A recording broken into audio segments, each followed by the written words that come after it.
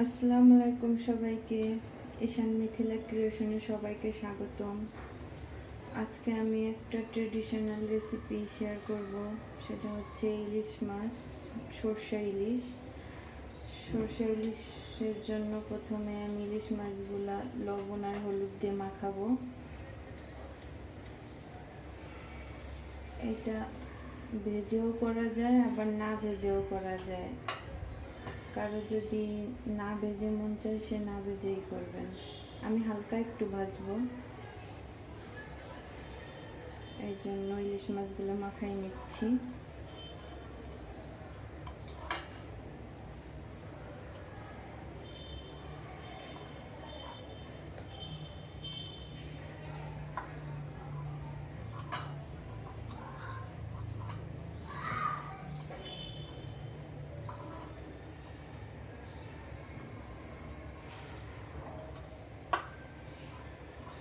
এই জন্য আমার আর যা যা লাগছে সেটা হচ্ছে, এখানে আমি মশলা নিয়েছি 2 রকমের সরিষা বাটা নিয়েছি আমি, সাদা সরষা, কালো সরষা, আর পেঁয়াজ বাটা, জিরা বাটা, আদা বাটা, আর একটু শুকনো মরিচ বাটা, আর হলুদ, লবণ, কাঁচা মরিচ, সরিষার তেল, আর হালকা সয়াবিন তেল। কেউ যদি সরিষার তেল না খাইতে চান সেক্ষেত্রে শুধু সয়াবিন দিয়েও করা যায়, যার যেভাবে পছন্দ। এখানে আমি কোনো পেঁয়াজ কুচি ব্যবহার করব না, শুধু সব কিছুই বাটা মশলা হবে। আর যে যতটা গ্রেভি চান সে ততটা মশলা ইউজ করবেন। আমি চুলায় প্যান বসাই দিছি আর তেলটাও অলরেডি গরম হয়ে গেছে। এখন এর মধ্যে মাছগুলো দিয়ে দিব।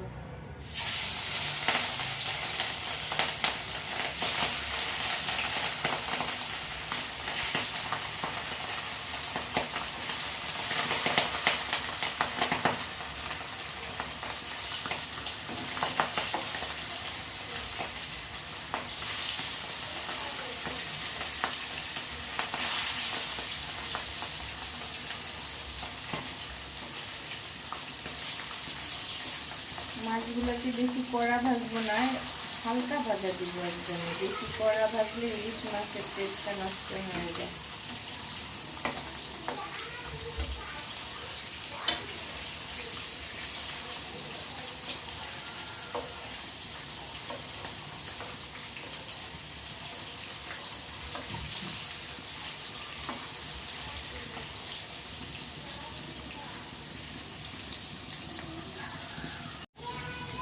আমার মাছ ভাজাটা অলরেডি হয়ে গেছে, আমি এর থেকে বেশি আর ভাজবো না, একদম হালকা ভাজা দিলাম।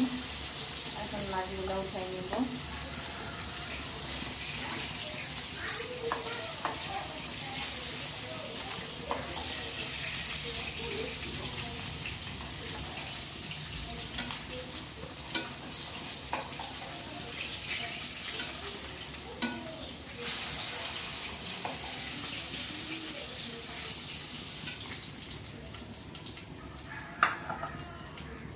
ওই তেলেই আমি যে মশলাগুলো নিয়েছিলাম এগুলো দিয়ে দিব। কোনো পেঁয়াজ কুচি দিব না, সবই বাটা মশলা।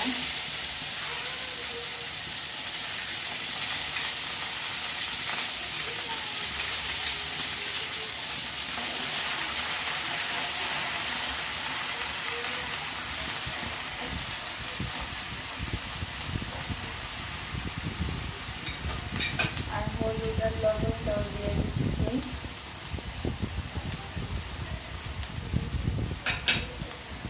এখন কিছুক্ষণ কষায় নেব।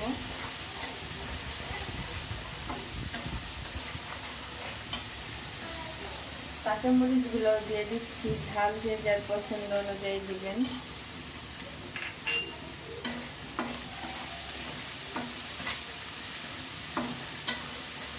এগুলোকে এখন হালকা একটু কষায় নেব।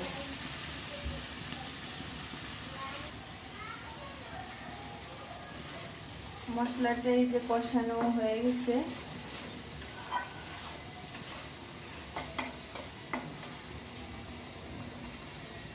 এর উপরে আমি যে ইলিশ মাছগুলো ভেজে রাখছিলাম এগুলো দিয়ে দিচ্ছি।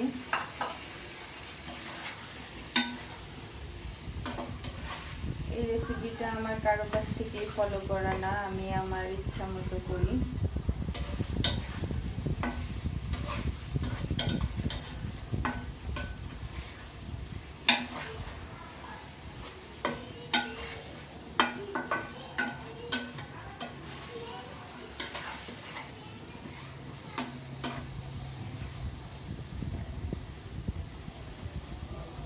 এখন আমি এর মধ্যে অল্প কিছু পানি অ্যাড করবো। ইলিশ মাছ বেশি পানি লাগবে না, অল্প পানি অ্যাড করবো।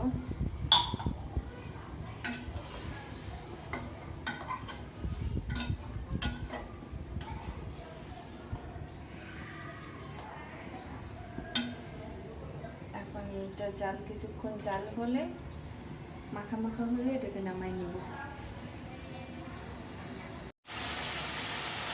আমার ইলিশ মাছ হয়ে গেছে, এই পর্যায়ে আমি এখন নামাই ফেলব। একদম ঝোলও না, একদম শুকনাও না, মিডিয়াম।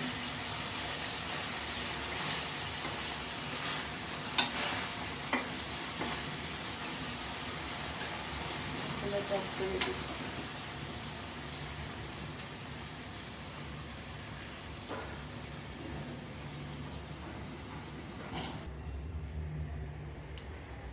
আমি এখন নামাই নিচ্ছি, সার্ভ করে নিচ্ছি।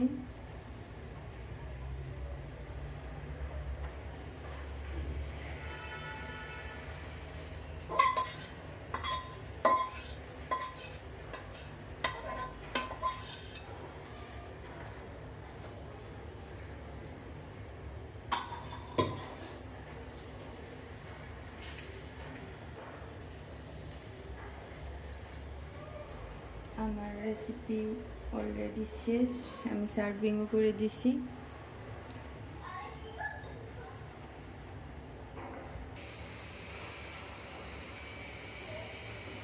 কালারটা দেখেন জাস্ট, একদম আমার কাছে তো খুব ভালো লাগছে, কার কাছে কেমন লাগছে জানি না। আপনাদের যদি ভিডিওটি ভালো লাগে লাইক কমেন্ট করবেন, আর যারা আমার চ্যানেলটি সাবস্ক্রাইব অলরেডি করেছেন তাদের সবাইকে অসংখ্য ধন্যবাদ।